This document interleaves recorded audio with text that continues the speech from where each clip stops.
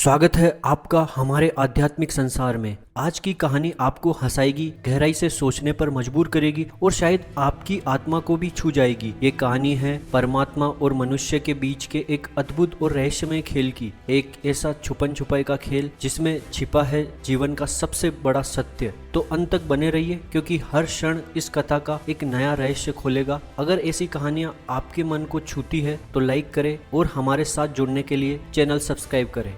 बात उस समय की है जब परमात्मा ने इस ब्रह्मांड की रचना शुरू की। धीरे धीरे आकाश में तारे टिमटिमाने लगे, फिर फैले विशाल समुद्र, बने पर्वत, उठे पहाड़, उनसे निकली नदियां और गूंजने लगी जीवन की धड़कन। खुले मैदानों ने विस्तार पाया और झीलों ने गहराई।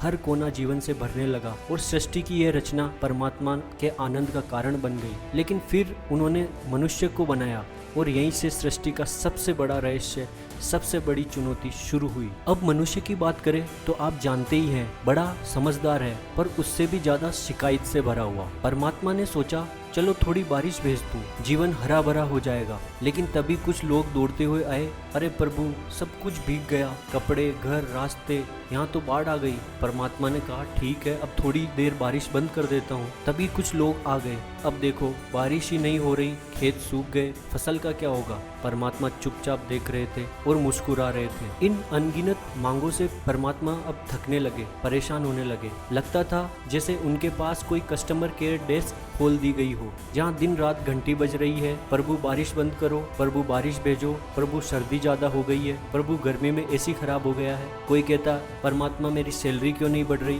कोई रोता है परमात्मा मेरा रिश्ता टूट गया है, कोई चिल्लाता है परमात्मा मेरे जीवन में बहुत परेशानियां हैं। किसी को नींद नहीं आती, किसी को चैन नहीं मिलता और सबका दोष परमात्मा पर। आखिरकार परमात्मा ने सिर पकड़ लिया और बोले बस अब इंसानों से जितना दूर जा सकूं चला जाता हूं। परमात्मा उलझन में थे, उन्हें लगा कहाँ छिपा जाए कि इंसान वहाँ कभी न पहुँचे। उन्होंने एक बुद्धिमान ऋषि से सलाह ली। ऋषि ने आंखें खोली और गंभीर स्वर में बोले, प्रभु पृथ्वी के सबसे ऊंचे शिखर पर चले जाइए, वहाँ कोई नहीं पहुँचेगा। परमात्मा मुस्कुराए और बोले, ऋषिवर बहुत से पर्वतारोही वहाँ तक पहुँचने वाले हैं और कुछ वर्षों में ही वहाँ सेल्फी पॉइंट बन जाएगा और कचरे का पहाड़ असली पहाड़ से बड़ा हो जाएगा। ऋषि थोड़ी देर चुप रहे, फिर धीरे से बोले, तो फिर भगवान समुद्र के सबसे गहरे तल में गोता लगाओ, वहाँ अंधेरा है, दबाव है, वहाँ इंसान नहीं पहुँच पाएगा। भगवान ने क्षण भर सोचा, फिर मुस्कुरा कर बोले, ऋषिवर इंसान गहराइयों में उतरने में माहिर है, वो मरियाना ट्रेंच तक पहुँच चुका है, वहाँ से सैंपल भी लाया है, थोड़ी देर में वहाँ भी रिसोर्ट बना देगा और वाईफाई भी लगा देगा।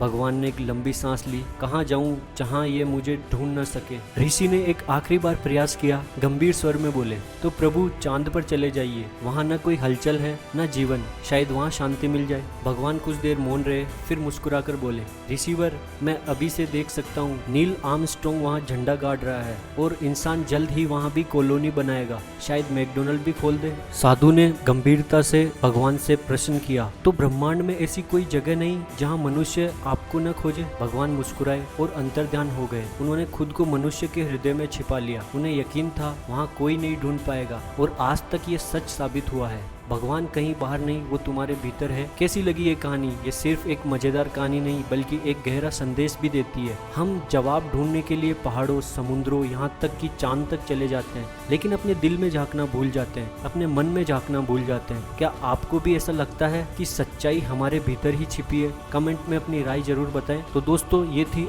आज की कहानी। अगर आपको ऐसी कहानी पसंद आए तो सब्सक्राइब बटन दबाएं और बेल आइकन को क्लिक करें ताकि आप कोई भी वीडियो मिस न करें।